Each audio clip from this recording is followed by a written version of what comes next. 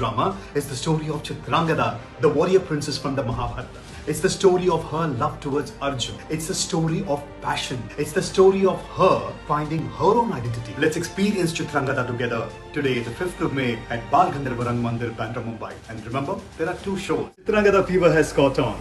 Watch the musical dance drama Chitrangada in all its grandeur at Bal Gandharva Rang Mandir, Bandra, Mumbai.